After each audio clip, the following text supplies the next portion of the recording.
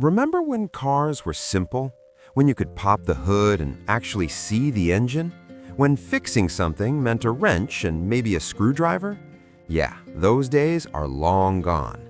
But here's the thing, some cars took complexity to a whole new level. We're talking vehicles so over-engineered that mechanics would groan when they rolled into the shop. Cars with so many parts that you needed a PhD just to change the oil. Today, we're looking at the 20 most stupidly complex cars ever made. These weren't just vehicles, they were puzzles on wheels. And spoiler alert, most of them didn't stick around very long. 1. The Citroën SM, the French headache.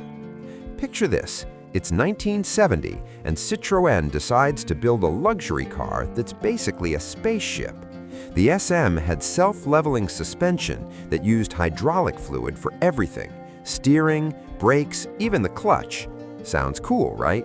Except when something went wrong, and trust me, something always went wrong. The hydraulic system was so complicated that it needed its own special fluid you couldn't find at just any auto parts store. Mechanics would see one pull up and suddenly remember they had another appointment. The SM was beautiful, fast, and absolutely brilliant when it worked. But keeping it working was like trying to keep a house of cards standing in a windstorm. By 1975, Citroën gave up on it, and mechanics everywhere breathed a sigh of relief. 2. The BMW 7 Series E65, the computer on wheels. In 2002, BMW decided that drivers needed a joystick to control their car.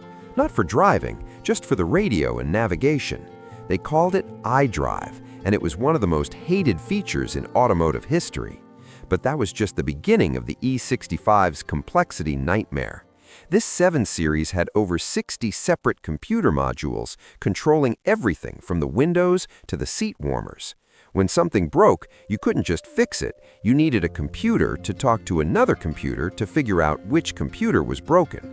The car had so many electronic systems that dealerships had to build special diagnostic bays just to work on them.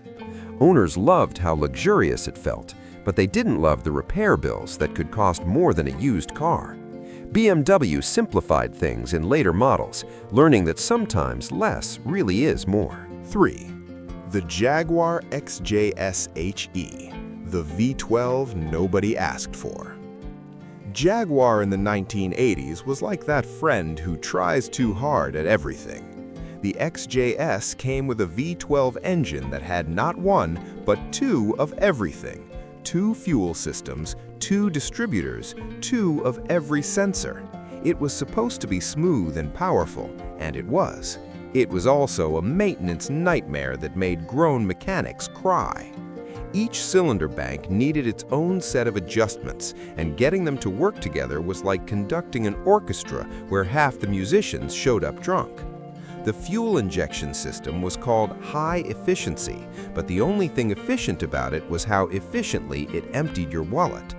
Oil changes required draining 14 quarts, and tune-ups meant synchronizing 2 6-cylinder banks that never wanted to agree. Jaguar eventually switched to simpler engines, admitting that 12 cylinders of British engineering was 11 too many. 4. The Audi 5000, the turbo time bomb. The Audi 5000 of the mid-1980s was supposed to show America that German engineering was the future, and boy was it complicated. It had a turbocharged engine with so many vacuum lines that the engine bay looked like a plate of spaghetti. The automatic transmission was controlled by a computer that talked to another computer that talked to the engine computer. When the turbo kicked in, 3 different systems had to work perfectly together, or the car would buck like a Bronco. But the real complexity came from its unintended acceleration problem, which turned out to be drivers hitting the gas instead of the brake. Audi spent millions trying to prove the car wasn't possessed, adding safety features and more complex electronic systems. The reputation damage was done, though, and Audi practically gave up on the American market for years. Sometimes the simplest explanation, driver error, is hidden under layers of overengineering. 5. The Cadillac V8-64, the engine that couldn't decide. In 1981, Cadillac had a brilliant idea. What if an engine could turn off some of its cylinders to save gas? The V8-64 could run on 8, 6, or 4 cylinders depending on what you were doing. On paper, it was genius. In reality, it was a disaster. The computer technology in 1981 wasn't ready for this kind of magic. The engine would randomly decide to switch modes at red lights, leaving drivers wondering if their Cadillac was dying. It would stumble and hesitate like it was trying to remember what it was supposed to be doing. Mechanics hated it because diagnosing problems meant understanding a system that barely understood itself. Dealerships would actually disable the system and just make it run on all 8 cylinders all the time. After 1 year, just one, Cadillac quietly dropped the whole idea. It would take another 20 years before cylinder deactivation actually worked right. Number 6. The DeLorean DMC-12, the stainless steel disaster. Everyone knows the DeLorean from Back to the Future, but the real car was about as reliable as a time machine made of tinfoil. Behind those gull-wing doors was a Renault engine that was never meant to power a stainless steel sports car. The entire body was unpainted stainless steel, which meant when panels got dented, you couldn't just fill and paint them, you had to replace them. The electrical system was a nightmare of French and British parts that didn't want to work together. The rear-mounted engine meant the weight distribution was all wrong, and the suspension constantly needed adjustment. Opening those famous doors required a complex mechanism that broke if you looked at it wrong. John DeLorean's dream car became a mechanic's nightmare, and when the company went bankrupt in 1983, nobody was surprised. The car became famous for being in a movie, not for being any good. Number 7. The RX-8, the rotary riddle. Mazda loved rotary engines the way a parent loves a problematic child. No matter how much trouble it caused, they couldn't let it go. The RX-8 had a rotary engine that was smooth, powerful, and thirsty for both gas and oil. That's right, you had to add oil between changes because the engine burned it by design. The seals wore out faster than regular engines, and when they did, you weren't rebuilding it, you were replacing the whole thing. The electrical system was a nightmare of French and British parts that didn't want to work together. The rear-mounted engine meant the weight distribution was all wrong, and the suspension constantly needed adjustment. Opening those famous doors required a complex mechanism that broke if you looked at it wrong. John DeLorean's dream car became a mechanic's nightmare, and when the company went bankrupt in 1983, nobody was surprised. The car became famous for being in a movie, not for being any good. Number 8. The Volkswagen Phaeton, the Bentley in disguise. Volkswagen decided they could sell a $70,000 luxury car right next to $20,000 Jettas. The Phaeton was basically a Bentley without the badge, and it had the complexity to match. It featured 4-zone climate control, meaning 4 computers controlled the temperature in different parts of the car. The air suspension had sensors at each wheel, talking to a central computer that adjusted the ride hundreds of times per second. The W12 engine, yes, W12, not V12, was 2 V6 engines joined at a 72-degree angle because normal wasn't complicated enough. The car could park itself, adjust its own suspension, and even close its own doors with the touch of a button. All this complexity meant that when something broke, repairs cost Bentley money without the Bentley prestige. Americans took one look at the VW badge and the luxury price tag and said no thanks. After 8 years of poor sales, VW pulled the plug, learning that you can't just engineer your way into the luxury market. 9. The Subaru SVX, the window inside a window. Subaru looked at normal car windows and thought, these are too simple. So they created the SVX with windows that didn't roll all the way down. Instead, there was a fixed glass section and a smaller window that went down part way. Why? Design, apparently. But those windows were just the beginning. The SVX had an Alcantara interior that stained if you breathed on it wrong. The flat-six engine was tucked so far back that changing spark plugs required removing the engine. The all-wheel drive system was electronically controlled with no manual override, so when it broke, and it broke, you were stuck. The automatic transmission was the only option for most buyers, and it couldn't handle the engine's torque, failing regularly. The car looked like nothing else on the road, which was great until you needed parts that nobody made anymore. After 6 years of poor sales, Subaru went back to making practical cars and left the weird complexity behind. 10. The Renault Fuego Turbo, the French Fire. The Renault Fuego, which literally means fire in Spanish, was complex in ways that would make a French philosopher proud. It had a turbo system that ran on 1980s technology, which meant it had all the smoothness of a light switch. The boost would come on like someone kicked you in the back, or it wouldn't come on at all.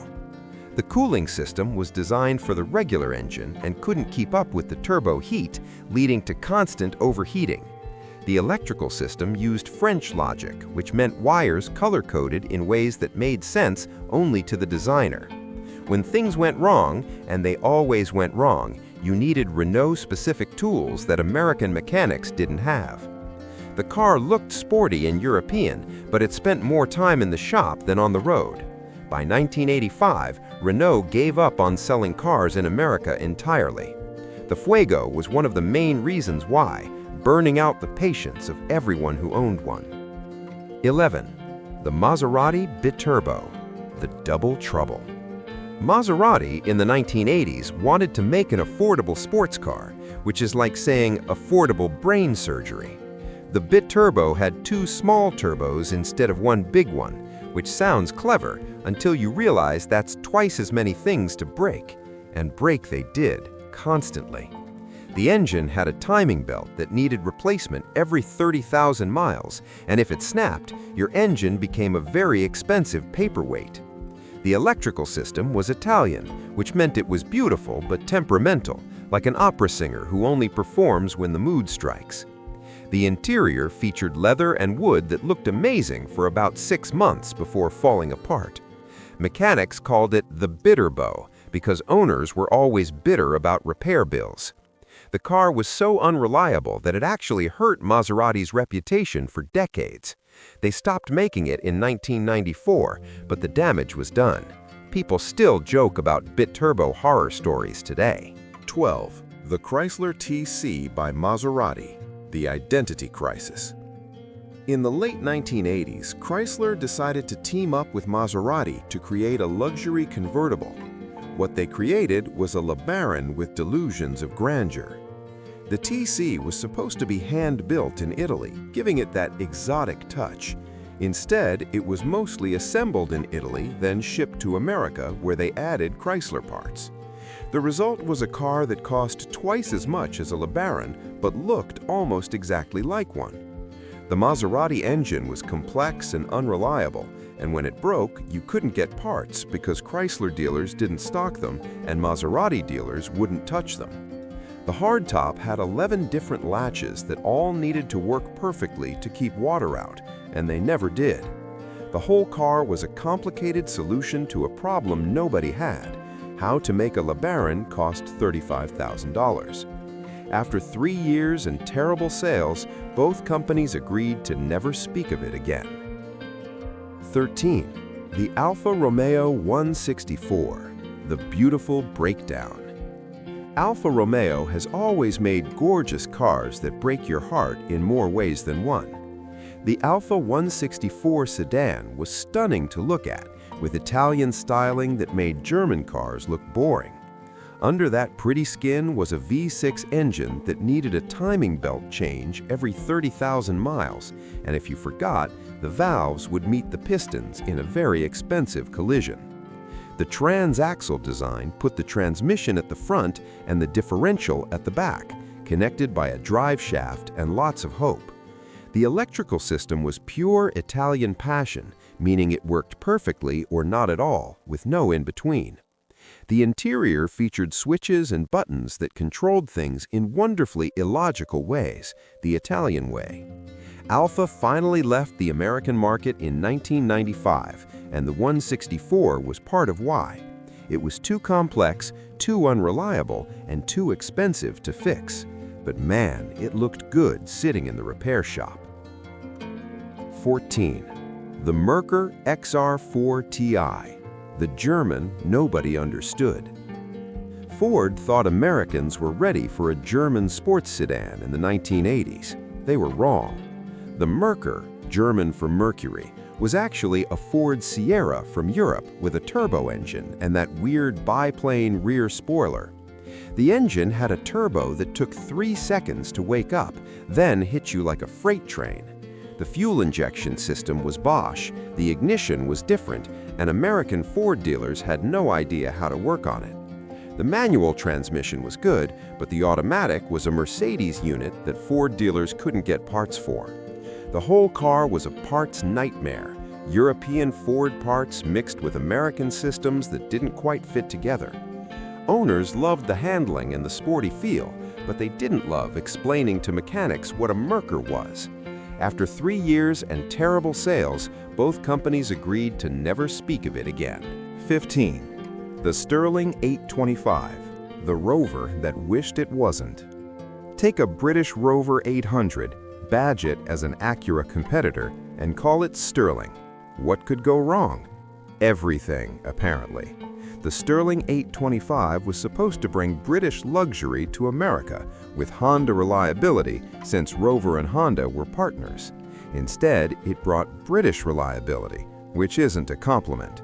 The car had Honda's build quality in theory, but British electrical systems in practice. The power windows would go down, but not up. The sunroof would open, but not close. The check engine light was on more than it was off. The V6 engine was good, but everything around it was held together with optimism and rust-prone British steel. Dealerships didn't know how to fix British problems, and parts had to come from England. The complexity wasn't in the engineering, it was in figuring out which country's part you needed to fix this week's problem. After just 4 years and disastrous sales, Sterling disappeared, taking British car hopes in America with it. 16. The Vector W8, the spaceship that couldn't land. The Vector W8 looked like something from a sci-fi movie, and it was just as impractical. Built by a guy who claimed he worked for the government on secret projects, it had a twin-turbo Corvette engine making 600 horsepower. The body was some kind of aerospace composite that couldn't be repaired. If you crashed it, sections had to be completely replaced. The interior looked like a fighter jet cockpit with so many switches and gauges that you needed training to drive it. The transmission was a modified Turbo 400 that could barely handle the power. The entire car was held together with technology from the aerospace industry, which meant parts cost aerospace industry prices. Only 17 were ever made, and each one was slightly different because they were building them as they went. When the company went bankrupt in 1993, owners were left with unrepairable supercars. It was too complex, too expensive, and too weird for anyone except the rich guys who bought them as garage art. 15. The Lamborghini Espada, the 4-seat monster. Lamborghini decided that supercars needed back seats, and the Espada was born. It had a V12 engine mounted up front, which was weird for Lamborghini, but that's where the normal ended. The engine had 6 carburetors that needed to be synchronized perfectly, or the car would run like garbage. The timing chain system was hidden behind so much stuff that you practically had to remove the engine to service it. The electrical system was Lucas British equipment in an Italian car, combining the worst reliability of 2 countries. The air conditioning, if you optioned it, required its own separate engine compartment because Italian engineers didn't plan for such luxuries. The gearbox was notchy and difficult, demanding double-clutch shifts like it was still 1950. Only 1,217 were made over 10 years, and finding parts now is like hunting for treasure. It was a beautiful, impractical, overly complex grand tour that only Lamborghini could have built. 18. The Saab 9000 Aero, the Swedish overachiever. Saab was known for quirky but solid cars. Then they made the 9000 Aero and forgot the solid part.